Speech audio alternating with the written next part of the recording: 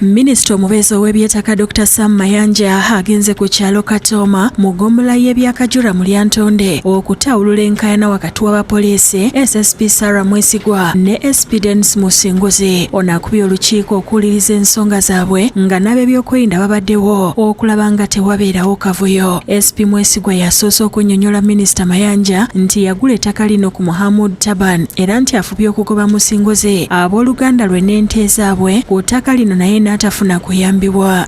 Twagulira ettaka lino nga tutuuse makati mu payments ab'e Masaka abaafuuwa investment batuleeta wano n'ab'akakiiko bonna ne batwanjula wali ne tutekinga over n'ente zaffe ne tubireeta. Buli omu yaliwo abasinga wano.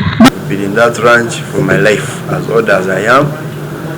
I don't claim any ownership of a title, but I claim the bona fide occupancy of that land where my father left the whole family. Ayongerako nti wazze wabaawo okulwanagana era baloopye emisango egiwera ku poliisi. Ow'amazima Stephen Muhoozi muganda wa SP Musinguzi abaddewo ategeezezza minisita nti babazaalidde ku kibanja kino era nti balinako ennyumba nnya, ddaamu y'ente yasimibwa emyaka 3 egiyise okwosaako ente esoba mu 7 nga si kya bwenkanya kubasindiikiriza. As far as I was born in 1982, I was born here, Honorable Minister. We have 3 homesteads, Honorable Minister. A house here, another grass-thatched house there, another permanent grass-thatched house here. We are staying there with animals. We have 2 valid dams, Honorable Minister. Alaze Minisita ebbaluwa Minisita w'eby'ettaka Judith Nabakooba gye yawandiika ng'asaba poliisi okukuuma famire eno ey'omulwanyi wa NRM Hose George. Kyokka Minisita Mayanja awakanyiza ekiwandiiko kye bamuwadde nti kyafulumizibwa Minisita Nabakooba ng'agamba tekisobola kukola mu mbeera eri ku ttaka lino era kikasusse eri. A letter does not supersede a court order. Eno baluwa eyayitibwako kooti n'ekyo tengasa era tegasa era gwe ng'omuntu omukulu oswadde nnyo okuleeta baluwa ng'erwano. Kino ekipapula bupapula tekiwuli wageze era nkikasuka.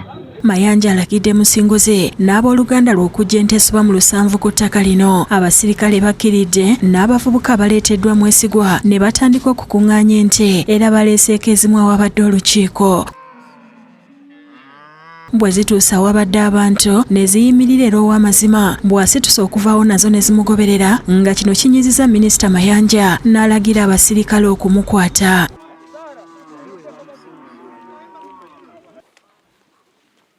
SP Musinguzi gwe tusanze mu Kampala agamba nti muganda we poliisi yamukutte ekyaviiriddeko nnyina okukubwa pressure nga kati ali ku kitanda.